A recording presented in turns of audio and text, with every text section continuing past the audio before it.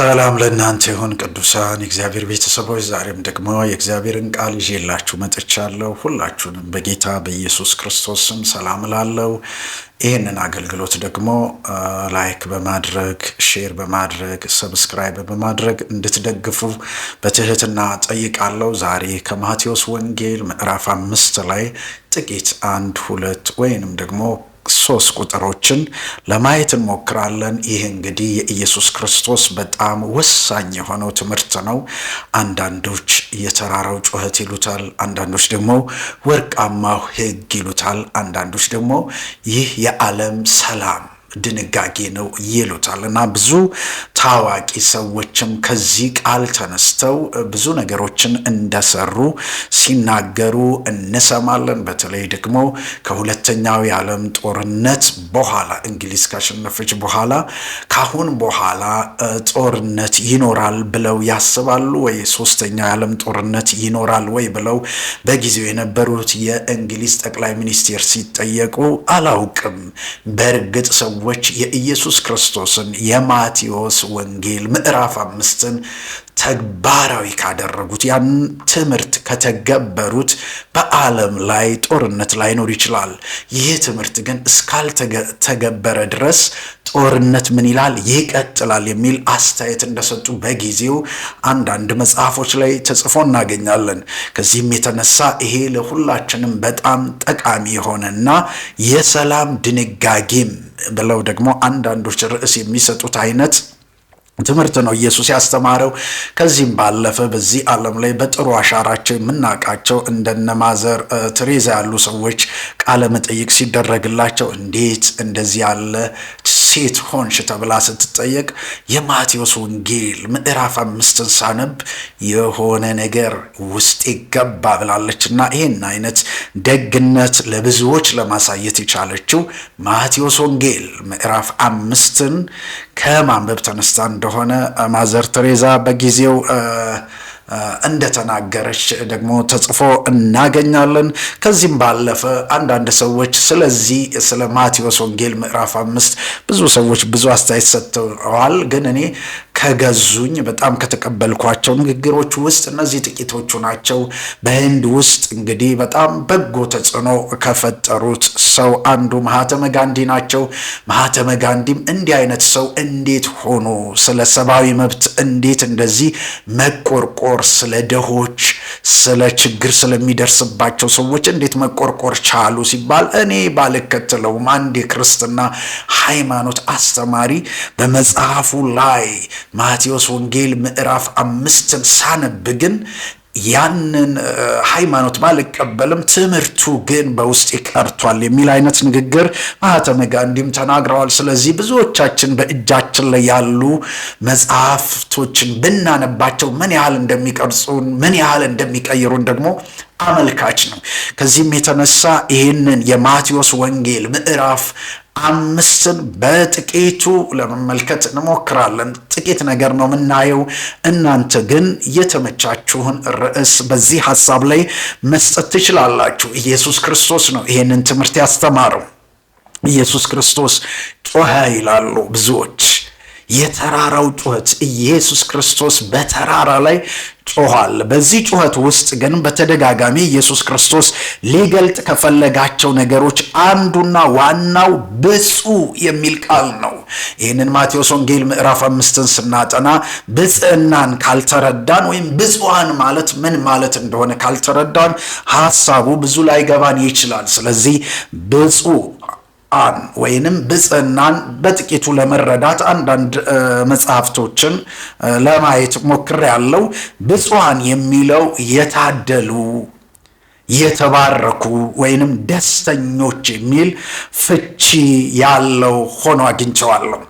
አንድን ሰው ብፁዕ ነው ስትል የታደለ ነው፣ የተባረከ ነው፣ ደስተኛ ነው የሚል ፍቺ እንዳለው በትክክል ተረድቻለሁ። ከዚህም የተነሳ በዚህ በማስተምራችሁ ሐሳብ ውስጥ ብፁዓን ናቸው የሚለውን ቃል ስንጠቀም የተባረኩ ናቸው፣ የታደሉ ናቸው፣ ደስተኞች ናቸው የሚለውን ፍቺ እንድትሰጡት በትህትና ጠይቃለሁ ማለት ነው። በቀላል አማርኛም እኛ ነገሩ እንዲገባን ማለት ነው። እግዚአብሔር አምላክ ይህንን ትምህርት ስትማሩ በሕይወታችሁ ላይ አንድ መልካም ነገር እንደሚያስቀርላችሁ ተስፋ አደርጋለሁ። በኢየሱስ ትምህርት ውስጥ ያሉትን የመጀመሪያውን 4 ብፅዕናዎች ስንመለከት በእግዚአብሔር ፊት ዝቅ ማለትን የሚያመለክት ወይንም በእግዚአብሔር ፊት ራስን ትሑት ከማድረግ ጋር የተያያዙ ናቸው። እነዚህ በማቴዎስ 5 ምዕራፍ 5 ቁጥር 3 ቁጥር 4 ቁጥር 5 እያል ጥቂት ቁጥሮችን ስናይ በእግዚአብሔር ፊት ዝቅ ማለት ራስን ትሑት ማድረግ ግን በደንብ አጉልቶ የሚያሳይ ነው። በተለይ ደግሞ በእግዚአብሔር ፊት ራስን ዝቅ ማድረግ አንዳንድ ጻፊዎች እንደጻፉት ከሆነ በእግዚአብሔር ፊት የሚንበረከኩ ራሳቸውን ዝቅ የሚያደርጉ ሰዎች በብዙሃን ፊት ይቆማሉ፣ ቀና ይላሉ የሚል ፍቺዎችን ይሰጣሉ። ስለዚህ በእግዚአብሔር ፊት ተንበረከኩ፣ በእግዚአብሔር ፊት ዝቅ አድርጉ ራሳችሁን። እግዚአብሔር ደግሞ ቀና ያደርጋቸዋል። እግዚአብሔር ደግሞ ያከብራቸዋል። በአንደኛ ጴጥሮስ ምዕራፍ 5 ላይ እግዚአብሔር ይለና ለትሑታን ጸጋን ይሰጣል ይላል። ለትሑታን ራሳቸውን ትሑት ላደረጉ ሰዎች፣ በትህትና ለሚመላለሱ ሰዎች እግዚአብሔር ጸጋን ይሰጣል። በተቃራኒው ደግሞ ትዕቢተኞችን ምን ያደርጋል? ይቃወማል። በትዕቢት የተሞሉ በትዕቢት የተወጠሩትን እግዚአብሔር ይቃወማል። አንዳንድ ጊዜ በትዕቢት መሞላት እግዚአብሔር ካሰበልን ነገር ሊያጎርልን እንደሚችል መጽሐፍ ቅዱሳችን ያስተምራል። በጊዜው ከፍ እንዲያደርጋችሁ ከኃይለኛው ከእግዚአብሔር ክንድ በታች ራሳችሁን ምን በሉ? አዋርዱ ነው የሚለው። ራሳቸውን ከኃይለኛው ከእግዚአብሔር ፊት የሚያዋርዱ ሰዎች የእግዚአብሔር ጊዜ ይመጣላቸዋል። የእግዚአብሔር ሰዓት ይመጣላቸዋል። ስለዚህ በእግዚአብሔር ፊት ራስን ማዋረድ በእግዚአብሔር ቀጠሮ ውስጥ የክብርን ቀጠሮ እንደመያዝ ማለት ነው። ከዚህም የተነሳ እነዚህ በማቴዎስ ወንጌል ምዕራፍ 5 ላይ የተዘረዘሩትን ሐሳቦች ስናይ በእግዚአብሔር ፊት ራሳችሁን ዝቅ አድርጉ የሚል ጩኸት ኢየሱስ ሲጮህ እናየዋለን። ትምህርት ኢየሱስ ሲያስተምር እናየዋለን። ማቴዎስ 5 ቁጥር 3 ላይ እንደዚህ ይላል፣ በመንፈስ ድሆች የሆኑ ብፁዓን ናቸው፣ መንግሥተ ሰማይ የእነርሱ ናትና። ስለዚህ በመንፈስ ድሆች የሆኑ የታደሉ ናቸው፣ የተባረኩ ናቸው፣ ደስተኞች ናቸው የሚል አይነት ፍቺ እየሰጣችሁ እናንተ እንድትረዱ አበረታታችኋለሁ። በመንፈስ ድሃ የመሆንን ነገረ መለኮታዊ ግንዛቤ በብሉይ ኪዳንንም ስናይ አዲስ ኪዳንንም ስናይ ይሄ ምን አይነት መሰረትን ያደረገ ነው ብንል በትህትና መመላለስም ብዙ ነገር ዕውቀትም ሊሆን ይችላል፣ ገንዘብም ሊሆን ይችላል እያለን ምንም እንደሌለው ሆኖ ትሑት በሆነ መንፈስ በተዋረደ መንፈስ መኖርን የሚያመለክት እንደሆነ እንረዳለን። ምክንያቱም ድሆችን ያላገለለ አገልግሎት አንተ በብዙ ነገር የምትበልጣቸውን ሰዎች ግን በእውቀት ልትበልጣቸው ትችላለህ። እንደምትበልጣቸው ሳታስብ በትህትና ከነሱ ጋር አብረክ ምን ማለት መኖር፣ ማገልገል፣ መውጣት፣ መግባት የተለያዩ ነገሮችን የሚያመለክት ሊሆን ይችላል። በመጽሐፍ ቅዱሳችን ላይ ምሳሌ 16:19 ላይ በተዋረደ መንፈስ ነው የሚለው። ከተጨቆኑት ጋራ መሆን፣ የተጨቆኑ የተገለሉ የተገፉ ሰዎች ጋራ አብሮ መቆምን ይህንን በመንፈስ ድሆች ከሆኑ ሰዎች ጋራ ያመሳስለዋል። እንደዚህ የሚያደርጉ ሰዎች እንደዚህ ናቸው አላቸው፣ ግን ከተጨቆኑት ጋራ የሚቆሙ ናቸው፣ ከተዋረዱት ጋራ የሚቆሙ ናቸው። ከትዕቢተኞች ጋራ ብዝበዛን ከመካፈል እጅግ ምን ይላል? ይሻላል ይለናል። የምሳሌ መጽሐፍ በተዋረደ መንፈስ ከተጨቆኑት ጋራ መሆን ከትዕቢተኛ ጋራ ብዝበዛን ከመካፈል እጅግ የተሻለ ነው ይላል። ስለዚህ ድሆችን ያማከለ ሕይወት፣ ድሆችን ያላገለለ ሕይወት፣ የተጨቆኑትን ያላክፋፋ አገልግሎት ሊኖረን ይገባል ብሎ ኢየሱስ በታላቅ ጩኸት በተራራው ስብከቱ ላይ አስተምሯል። በኢሳይያስ 61 ከ1 እስከ 2 የመሲሁን አገልግሎት ስንመለከት ኢሳይያስ ስለ መሲሁ አገልግሎት፣ ስለ ኢየሱስ ክርስቶስ አገልግሎት፣ ኢየሱስ ክርስቶስ ስለ አገልግሎቱ ከኢሳይያስ ቃል ጠቅሶ ትንቢት መጽሐፍ ጠቅሶ በሉቃስ 4 ላይ እንደተናገረው ኢሳይያስም የሚመጣው ነቢይ በተለይ ድሆችንና ችግረኞችን ያማከለ አገልግሎት እንደሚኖረው ተናግሯል። ስለዚህ ድሆችን ኢግኖር ያደረገ ድሆችን ያክፋፋ አገልግሎት ኢየሱስ እንደማይኖረው በእርግጠኝነት ኢሳይያስ ከረጅም ጊዜ በፊት ኢየሱስ ከመምጣቱ ከ720 ምናምን ዓመት በፊት የኖረ ሰው ስለሆነ ቀድሞ ይህንን ተናግሯል። ኢየሱስም ደግሞ ያ ኢሳይያስ የተናገረው ሐሳብ እርሱን የሚያመለክት እንደሆነ በሉቃስ 4 ላይ አገልግሎቱን ሲጀምር በትክክል ምን ብሏል? አስረድቷል። ስለዚህ ይህንን የሚያደርጉ ሰዎች የታደሉ ናቸው ማለት ነው። የታደሉ ናቸው፣ የተባረኩም ደግሞ ናቸው ማለት ነው። የታደሉ ናቸው፣ የተባረኩ ናቸው። እዚህ ውስጥ ደስታ አለ። የእግዚአብሔር መንግሥት ደግሞ ለእንደነዚህ አይነቶች ናት ይላል። ለእንደነዚህ አይነቶች ናት ይላል። ቁጥር 3 እንግዲህ ይህንን ነው የሚያስረዳን። ቁጥር 4 ላይ ስንመጣ በጣም የሚገርምና ትንሽ ለመረዳት እንኳን አስቸጋሪ የሚመስለንን አይነት ነገር ይናገራል። እንደዚህ ይላል፣ የሚያዝኑ ብፁዓን ናቸው መጽናናትን ያገኛሉና። እንዴት ነው የሚታዘነው? ለምንድን ነው ምናዝነው? እውነት በጣም የምንወዳቸው ሰዎች በድንገተኛ ሞት ከኛ ሲለዩ የምናዝነውን ሐዘን ነው ወይ እየነገረን ያለው? ጓደኞቻችንን ከሞት ስናጣ የምናዝነውን ሐዘን ነው ወይ እየነገረን ያለው? አይደለም። የሚያዝኑ ብፁዓን ናቸው መጽናናትን ያገኛሉና የሚለው በዚህ ውስጥ እግዚአብሔርን በማሳዘናቸው ስለ ሕዝባቸው ኃጢአት የሚያዝኑ፣ ስለ ራሳቸው ኃጢአት የሚያዝኑ ብፁዓን ናቸው። ምክንያት ሐዘናቸው መጽናናትን ይዞላቸው ይመጣል የሚል ሐሳብ ነው ኢየሱስ ክርስቶስ እያስተማረ ያለው። በሁለተኛ ቆሮንቶስ ምዕራፍ 7 ከቁጥር 8 ጀምሮ ያለውን ስናይ ጳውሎስ እንዲህ ይላል፣ በመልእክቴ ያሳዘንኳችሁ ብሆንም እንኳን አልጸጸትም። የነገርኳችሁ ጠንከር ያለ መልእክት አሳዝኗችኋል። የነገርኳችሁ መልእክት እናንተ ጋር ሲደርስ አዝናችኋል። በመልእክቴ ያሳዘንኳችሁ ብሆንም እንኳን አልጸጸትም።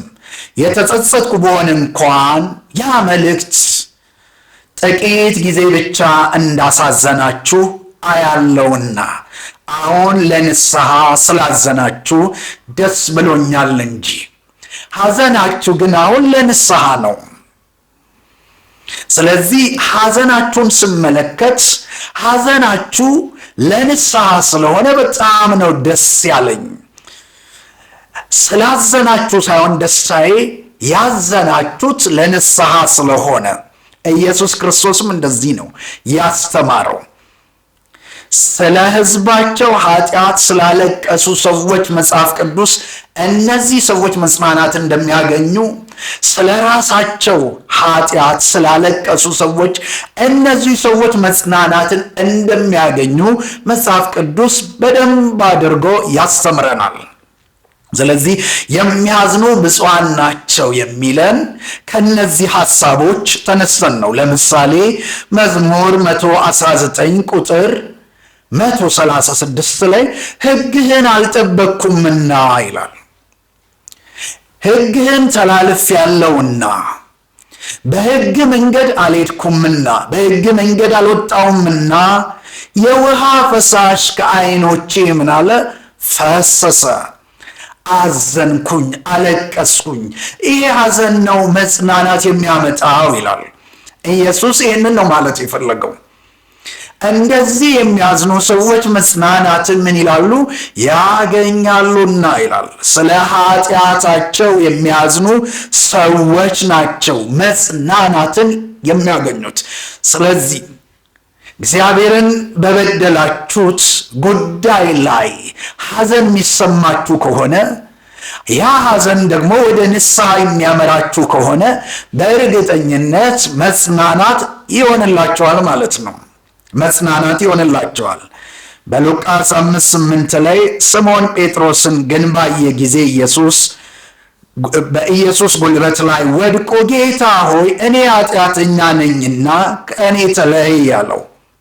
አያችሁ፣ ሐዘኑ ራሱን የሚወቅስበት ኃጢአተኝነት እንዲሰማው የሚያደርግ ሐዘን ስለሆነ እንደዚህ አይነት ሐዘኖች ናቸው መጽናናትን የሚያመጡት ብሎ ነው ኢየሱስ ያስተማረው።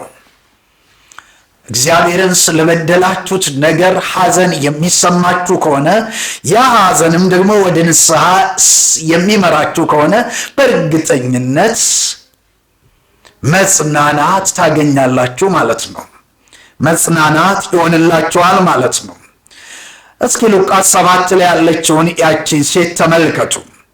እነሆ በዛች ከተማ ኃጢአተኛ የነበረች አንዲት ሴት በዛ ፈሪሳዊ ቤት በማዕድ በተቀመጠች ጊዜ ላይ ኢየሱስ በዛ በተቀመጠ ጊዜ ላይ ይህቺ ሴት ኢየሱስ በዛ እንዳለ ባወቀች ጊዜ በዛ በማዕድ ዙሪያ ላይ መታ በኢየሱስ እግር ላይ ሽቶን ሰበረች፣ አዘነች።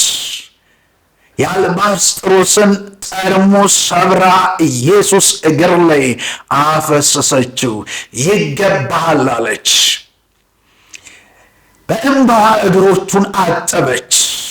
ልክ መዝሙር 19 ላይ እንዳለ ሕግህን ኃጢአተኛ ነኝ በማለት ነው።